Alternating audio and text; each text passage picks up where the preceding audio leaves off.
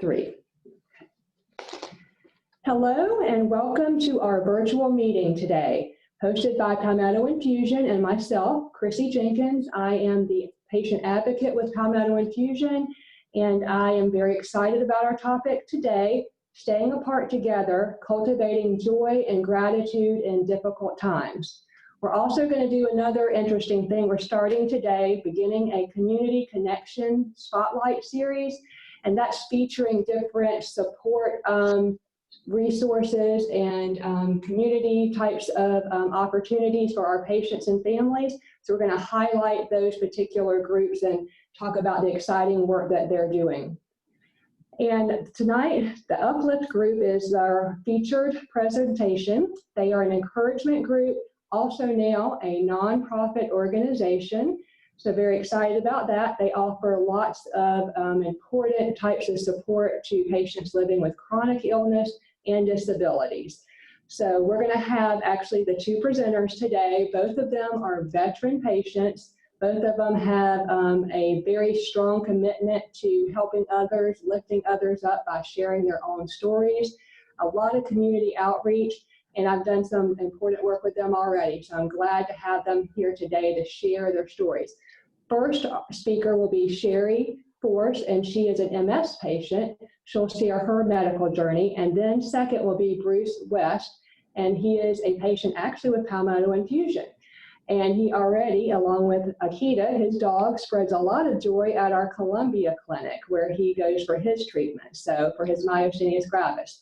So before we get started into those two presentations, I'd like to just take a few moments to talk about joy and gratitude. The one thing I think we can all agree on right now, everyone, that much of our joy is being sucked away out of our life right now. There's not a lot of joy left, dealing with all of the issues going on in our world today. Gratitude is very hard to be found, so we're tasked more than ever at working on this, especially patients with chronic illness. This is adding another level of isolation and mental health struggles. People are struggling more with their mental health than ever during this time. And so this series hopefully is going to help a lot of people. Okay, I would like to speak first on how joy and gratitude can be cultivated. Okay, we don't have the power to change or fix the things that are happening to us. Where our power resides in is how we respond to that. We can be empowered to do the things that we need to do to seek out our best quality of life, our best well-being. We can be responsible for that. We can actually change that negative narrative that kind of creeps up on us and takes hold and makes us forget and not understand what good does still remain. So we're going to focus a little bit on a few of those items. And first of all, I want everyone to know this is a work in progress. This isn't a, you do it one time and you're there, and you graduate, you get the certificate. This is something that we all have to work on every day, one day at a time. So if we're going to choose joy and gratitude over sadness and despair, how do we do that?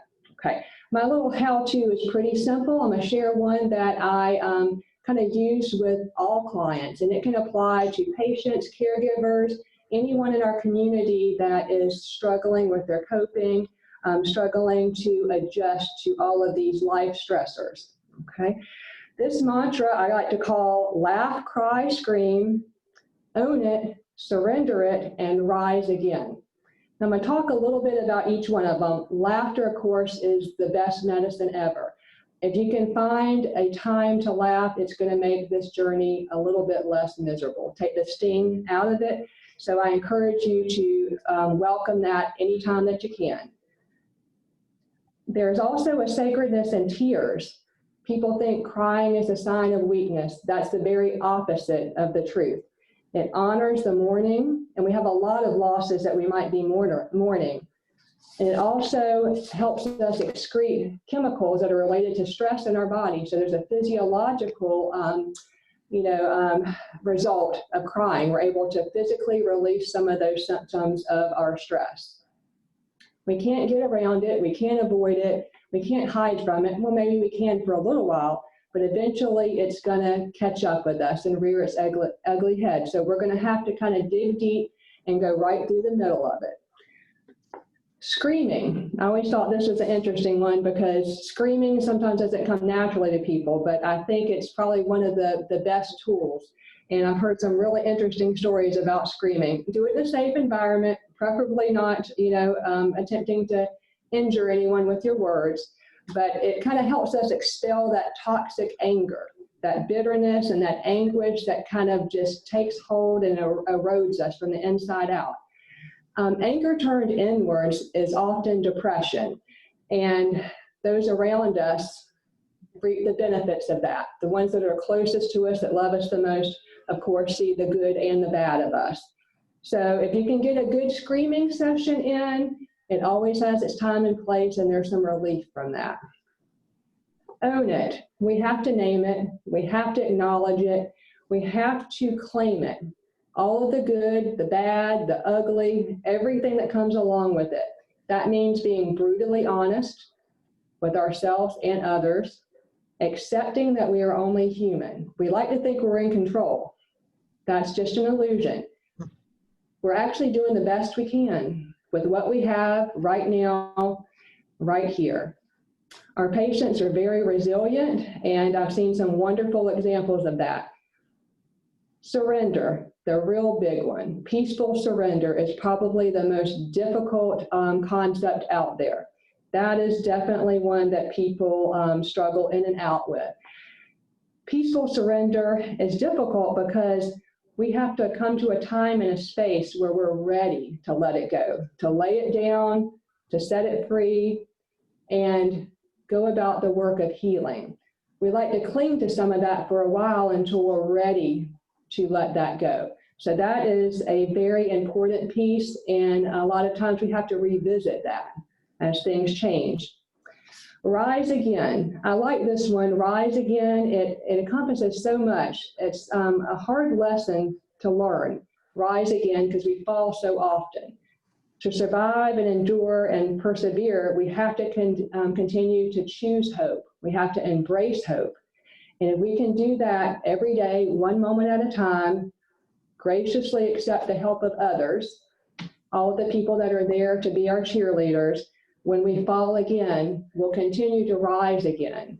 So that takes great effort and commitment to always realize that when things can go wrong, they can always go well again, that we have the power to do that. Scheri and Bruce are going to really bring these concepts home with their stories, and they'll do a much better job than I did, bringing that to life. So I'm going to go ahead and let Scheri start first and share her journey, and then we'll follow up with Bruce. Okay. Thank you, Chrissie. Hello, everybody. My name is Scheri Force, and I have been living with MS for the past 24 years. And I do know what it's like to feel alone, isolated, to have really no one to talk to that understands exactly what you're feeling. And even though I'm married and my husband has been with me every step of the way, it's hard for him to understand exactly what it is that I'm going through. Depression stepped in, of course, early on. So there's many things that I have felt over the years. And my journey has been filled with many ups and downs, and probably will continue to be this way for the rest of my life. But 3 years ago, God just really got a hold of me and turned my world around in a good way. This is how the Uplift Encouragement Group got started. It was time to stop focusing on me and my issues and use my illness to help others. And this has now become my mission and passion. The Uplift Encouragement Group builds communities for people living with chronic illnesses and disabilities that empower, empathize, and encourage each other to offer hope. We don't ever have to feel like we're alone or that no one cares. These encouragement groups focus on you've got a place to go with people that are just like you. Now I fill my time working with others. So instead of feeling sorry for myself, my downtime and energy is focused on others, being the hands and feet of God. I'm even back in the gym doing things I thought I could never do. There are things I used to take for granted, and now these are my biggest triumphs. So I tell everybody during these times, especially right now, it has just been unusually strange and difficult. And when you're already feeling a lot of the emotions that you're feeling normally, and then when this year hits, it kind of makes those situations even worse. And so I really tell everybody to please try to find something to do to focus on so that you will not fall into depression or feel any of those feelings that you're feeling, but just to keep yourself busy and occupied. My silver lining with my MS journey is the opportunity that God gave me to take His word to others like me. And I feel very blessed to be chosen to do His work. And you can do the same. Start an Uplift Encouragement Group in your area to have that community where everyone is the same and can talk and share, who understand, is the most awesome feeling. And I personally don't know what I would have done without my extended family. There's so much we can do. I know we always think, well, we're limited on what we can and can't do. And yeah, we are to some degree. We have to get a little more creative about how we go about doing things. But we still have a life to live, and you just need to get out and enjoy it. There is so much that we can do. And I would be more than happy to talk with any of you on how to get a group started in your area. Or if you just want to call me and just talk, I would be happy to do that. My number is 803-318-4103. But the biggest thing I can tell you is just find things to do. Don't focus on what's wrong or what could happen or what might happen. Enjoy each day that God has given you and find things to do. Again, my thing to do was just to help people like us, and it's a wonderful feeling, and I'm hopeful that I can, with these types of conferences and things, we'll be able to help people. But please feel free to give me a call. I would love to talk with you and just get you through this journey that we've been blessed with. Thank you. Thank you, Scheri, and we'll make sure with this presentation that's going to go on our Facebook page, we're going to include information about Uplift, so you'll have those names and numbers and important things that are happening. So I encourage you to check that out, and we'll have that posted shortly on our site. Next up is Bruce, and you go ahead and take it away. Thank you, Chrissie, and Scheri. Thank you, Chrissie, for those nice words of introduction and the words you spoke about joy during this time. A little bit of introduction about myself is I'm married to my wife, Margot. We've been married for 38 years this year, and that's an important thing because she's been along this journey with me for a very long time. I've got 3 boys. Jacob, he is 35. I've got another son that is 31, and my youngest son is 19. And I have a wonderful granddaughter named Serenity. She is 7 this year. So we've got a family that is close, and we take care of each other. My journey, I want to speak to my journey along these lines, and specifically to fear that we may feel related to COVID and things that are happening in society now. We've got unrest in the streets. We've got illness. Do I wear a mask? Do I not wear a mask? And I think that can create a great deal of insecurity. I was thinking about what to speak about today, and I was reading an article in Fast Company, and it's about Robin Williams. And I never knew some of these things about him. He passed in 2014, and I wanted to share it with you because it struck me as being very current in what we can learn from it. He passed in 2014 from Lewy body dementia, and I'm very familiar with that. With my mom, she passed with that.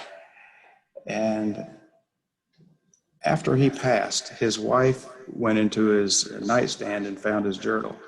And on the first page, she opened it, and I'll read it here. It says, Susan, which is his wife, opened the bedside table for the first time since his death. And on the first blank page of the book, it wrote, I want to help people to be less afraid. And that struck me as to what we're doing with the Uplift Encouragement Group. Is we're a place that people can come and share their hearts and burdens, and we're there to listen.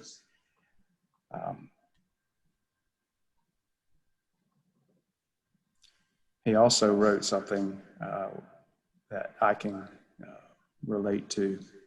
You know, what do I want to do with the rest of my life? He had written in there. And I think when you look at the concept of fear, and a person says that word, I believe you can go to a singular point in time if you've experienced it. And for me, that happened back in 2014 after a spinal surgery that I had. I have a spinal cord injury in my neck at C5, C6, and I was in the spinal rehab for several weeks. And in physical therapy, they had me what I call the jolly jumper. It's like the kids, you put them in and they spring up and down.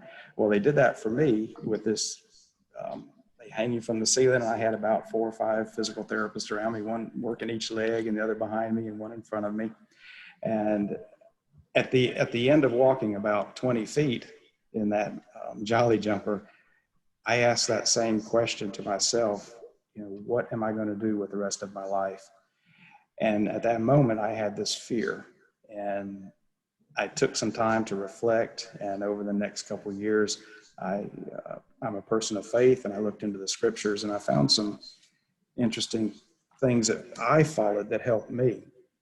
One of the things that we're told in Psalms is, when I'm afraid, I'll put my trust in you.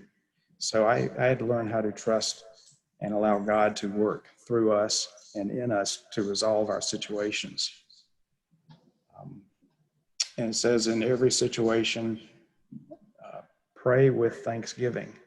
And this is in Philippians. And I had to find a point of gratitude. I needed to find something to be grateful about in every day as I walked on this journey.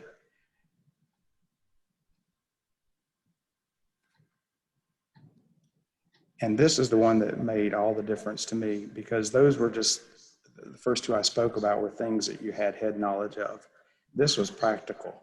In Matthew, it tells us, do not worry about tomorrow, for tomorrow will worry about itself. Each day has enough trouble of its own. And I took that, and it worked really well for me, where I took one step at a time, one day at a time, and worrying about only what was in front of me. And when I look back and think about, you know, what am I going to do with the rest of my life? And I wish that when I was walking at the end of that 20 feet in this jolly jumper machine, that there was somebody like Uplift Encouragement Group that I could have gone to that would help me be less afraid. And that's where I am today, is I want to take all the things that we've been through as a family, as a church, as a community, and take those lessons and help others in their journey. Because as a person that's newly diagnosed with, say, MS or a cord injury or myasthenia gravis or what have you, they're probably asking themselves, what am I going to do with the rest of my life?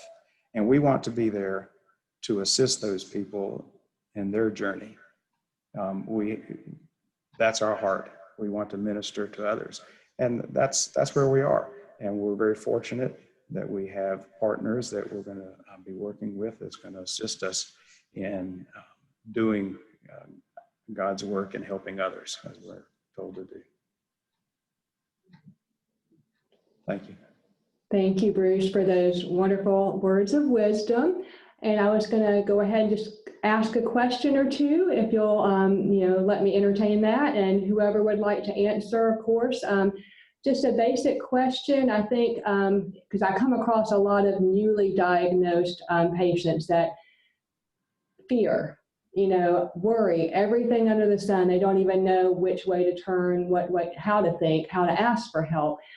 So since you have been there and you have many years under your belt, what would be your one tidbit of advice to offer to a newly diagnosed patient or a patient that is suddenly dealing with a exacerbation, something that has changed critically with their condition? You want to go first, Scheri? Yeah, I know that for me in the beginning, MS wasn't even in my family. So when I was diagnosed, I was completely floored. Like, where did this come from? And I'm sure I've asked all the same questions that everybody, I thought God hated me. He was mad at me. I was thinking everything. I went to the internet, which was a bad thing to do, because if you read everything that could happen with MS, you're going to drive yourself crazy. So my advice to people is, don't read everything on the internet, and don't focus on, oh my gosh, I'm going to die, or I'm going to be in a wheelchair, because everything, as people with MS know, there's different degrees of MS. Not everything is the same. So I tell people, first of all, do not read the internet, do not get advice from other people, but go to the Lord, and He will give you peace and comfort. And then what I found, we didn't have an Uplift Encouragement Group when I was diagnosed, which I wished we would have. That would have saved me a lot of worry and anguish. But I did find somebody that I could talk to, and she was kind of in a similar situation as I was. And so I was able to talk to her. And this really helped me not be so stressed, not be so worried, and realize that I was going to have a long life. And then again, over the years, as things progressed, the Uplift Encouragement Group became more important to me, to be able to pay it forward with what this woman had helped me with early on, to be able to pay it forward to others. And so this has just become my new Better Broken, and how I share with others how all that came about. But just, stay off the internet and don't read all of the stuff, but come to an Uplift Encouragement Group, and we'll walk with you every step of the way and make your journey as comfortable and stress-free as we possibly can. Thank you, Scheri. Okay, and Bruce, your thoughts? I think one of the biggest things that's going to help a patient is to seek others out and make yourself available to their suggestions. Being newly diagnosed or newly injured or what have you, you're going to have a lot of questions. You're going to generally be isolated. You may lose friends. You will make new ones. But I think finding a faith community, social community, something to begin associating with other people that can help you and not bring you down. Mm-hmm. I believe that the loneliness will lead to depression, and that's only a spiral, and it can take a while to get out of that. So I believe joining a group such as Uplift, or a faith-based community, or just do not be alone. I believe that's one of the biggest issues for those that are newly diagnosed. I think you're going to be able to overcome a lot of your circumstances when you have others around you that are encouraging. I believe that's going to be the best thing for you. Thank you, Bruce. And one little last thing I wanted to mention, we keep hearing about unprecedented times, and I'm in awe constantly of our patients and caregivers, just how resilient they are. You didn't have a choice in that matter, you just had to rise to the occasion. So I think in some ways our patients are a little bit more equipped to deal with this pandemic stress because they're used to being more alone and isolated. They're used to, certain circumstances where we're not sure where the ending is or how it's going to go, kind of learning to live off, the seat of your pants, not having any of that, a lot of unknown, not having a lot of certainty. So I think our patients already experience that. I've heard a lot of interesting things that people are doing during the pandemic. I have one lady that's dove into gardening. A lot of other people doing some, neat artwork and things like that. Have either of you picked up a hobby or a suggestion you could give that you can do or that you've done now that you're a little bit more homebound while we're still kind of staying apart together? Just my big thing, I'm back in the gym. I was always a gym nut before my MS and never really thought I could be in the gym again. And my doctor said, yes, you can. And so I'm back in the gym. Now that the gym's reopened, I'm back in the gym 4 days a week. Exercise is very, very important for people with MS. And so I'm back in the gym and I'm actually working on equipment that I never dreamed I'd be able to be on again. And it's really been kind of good because there's some other people in the gym who have some issues as well, and they're aware of my situation. So I've been able to be a source of encouragement for them and to kind of help them. So I've formed a little friendship at the gym with some of the other ladies. And so I just tell people, I mean, not everybody is crazy about the gym like I am, but I just tell everybody you got to keep moving. It's very, very critical with MS that you use your muscles because you don't want to lose them and then not be able to do anything at that point. But so my source of relaxation, so to speak, is going to the gym and working out. So I tell people, find that thing that you like to do and you just do it. And then you just don't even pay attention to what's going on in the world at this time. Thank you, Scheri. Okay. Bruce? Well, as you know, I have a service dog named Akiva, and she's doing good beside me here. One thing we would do before the COVID is we would go into nursing homes and also clinics and let her spread a little love and joy to everyone because she loves people and people love to pet on her. And she really has missed going and doing her work. And so what we've been able to do is when we do venture out, we'll maybe spend a little bit longer in the grocery store or the bank or what have you. And she gets to say hi to people. So we've been doing some training and doing spreading more love and joy in the community amongst the people that are out and about. So that's what we have been doing. Perfect. I think that's so important to spread as much joy as we can right now. And certainly that's one of the best ways to do that with some pet therapy. And we're hoping to maybe, expand on some of that information about what a great resource pet therapy is in another series. Right. I did want to just kind of read one quote before we finish up, and I'll tell you a little bit about what's coming up next about gratitude. And I heard this one a long time ago. I love quotes. It's one of my things. Gratitude turns what we have into enough and more. It turns denial into acceptance, chaos into order, confusion into clarity. It makes sense of our past, brings peace for today, and creates a vision for tomorrow. Melody Beattie. I think we all can relate to that, and I think we, spoke very well to all of those points today.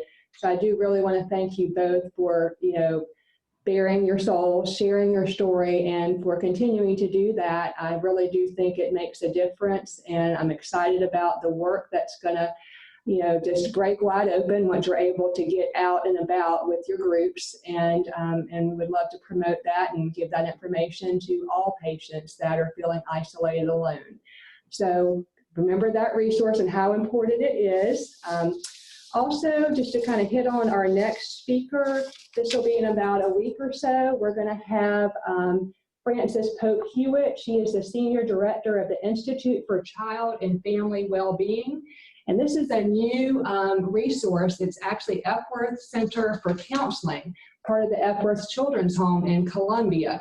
So they are a community-based outpatient counseling center providing services for children, teens, adults, and families. So that's individual, family, group therapy, parenting classes, some substance abuse counseling. So they're doing some really good work. So that's another resource we want to get out there to people who may be needing that kind of help more than ever now.